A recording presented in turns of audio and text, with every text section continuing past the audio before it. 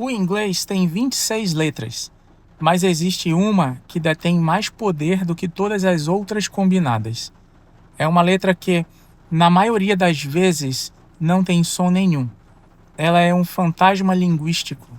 Eu estou falando do "é" no final das palavras. Olhe para a lousa. Temos a palavra hat. O som do A é curto, mas se eu adicionar um simples "é" no final, a palavra vira hate. O som muda completamente. Kit vira kite. Hop vira hope. O "é" final não é pronunciado. Você não diz hate, mas ele tem o poder de viajar no tempo, pular uma consoante e alterar a identidade da vogal que veio antes dele. Como uma letra muda tem tanto poder de comando. Hoje, vamos descobrir a regra de compensação histórica que define 40% da leitura em inglês. Vamos decifrar esse código agora. Para entender essa mágica, você precisa conhecer o padrão que os linguistas chamam de VCE: vogal, consoante e a letra E. Essa é a anatomia de milhares de palavras em inglês. A regra funciona como um interruptor de energia. Quando o "é" aparece nessa posição final, ele abre mão da própria voz para dar força à vogal anterior. Ele é como um doador de órgãos fonéticos. O "é" mudo diz para a vogal vizinha: "Eu ficarei em silêncio para que você possa brilhar." O aluno que tenta ler o inglês letra por letra sempre vai tropeçar aqui. O segredo não está no que você ouve, mas na estrutura que você enxerga. No inglês, o final da palavra determina o som do meio. É uma língua que se lê com visão periférica. Qual o comando exato que o Magic E dá? Ele ordena: diga o seu próprio nome. No inglês, as vogais têm dois sons básicos: o curto e o longo. O som longo de uma vogal é exatamente o nome dela no alfabeto. A letra A se chama A. A letra I se chama I. A letra O se chama O. Sem o E no final, a vogal é curta e tímida, como em beat ou not. Mas quando o Magic E entra em cena, ele ativa o som do alfabeto. Beat vira byte, not vira note. O E mudo é o controle remoto que muda a frequência da vogal. Se você sabe o alfabeto, você sabe ler o Magic E. É a regra mais lógica e previsível do idioma. Mas por que esse sistema bizarro existe? Por que não escrever a palavra já com o som certo? A resposta está na Idade Média. No inglês médio, por volta do ano 1300, esse E final era pronunciado. Dizia-se namo e timo, com duas sílabas. Com o passar dos séculos, os ingleses ficaram com preguiça fonética e pararam de pronunciar o final das palavras. O som do E morreu, mas a escrita ficou congelada no tempo por causa da invenção da imprensa.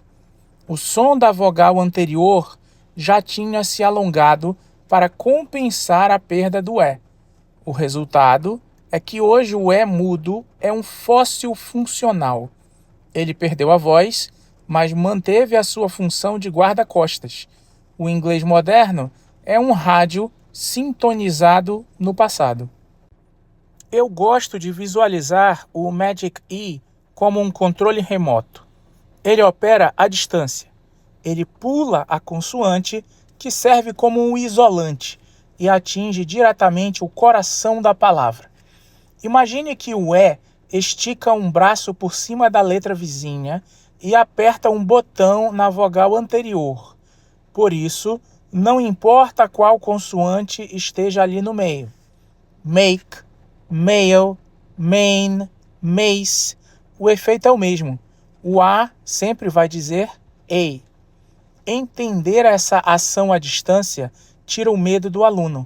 Você para de ver a palavra como um bloco confuso e começa a vê-la como um sistema de causa e efeito.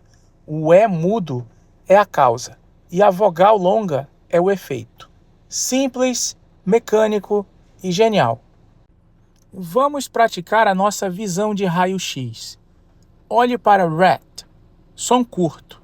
Adicione o E e temos rate. O A agora diz o seu nome, A.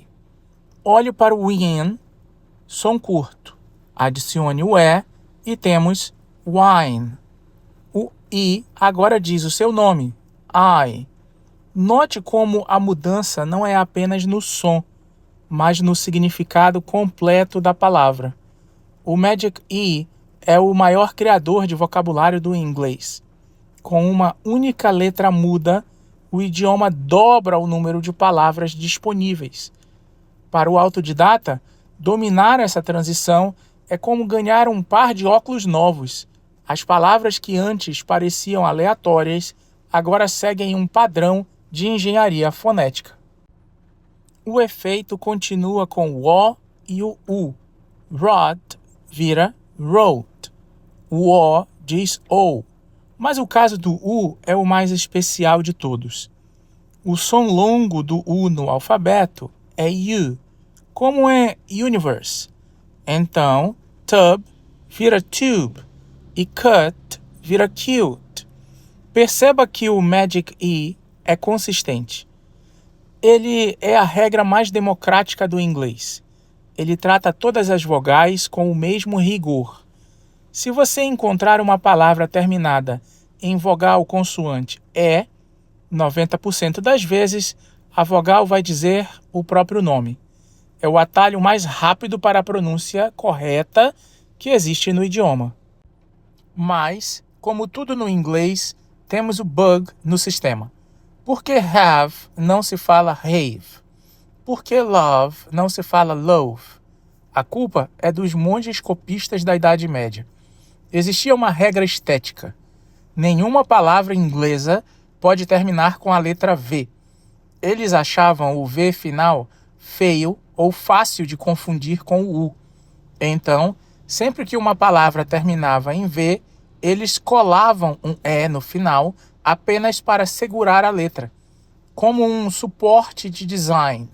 Em have, love, leave e give, o E não é mágico. Ele é apenas um E suporte. Ele não está lá para mudar o som, mas para cumprir uma regra de etiqueta visual. Saber distinguir o E mágico do E suporte é o que separa o leitor fluente do iniciante. Quer saber se você realmente entendeu a lógica? Vamos fazer um teste com palavras que não existem. Se eu escrever beep, você lê beep. Mas se eu escrever BIPE, como você lê? Exatamente, bipe.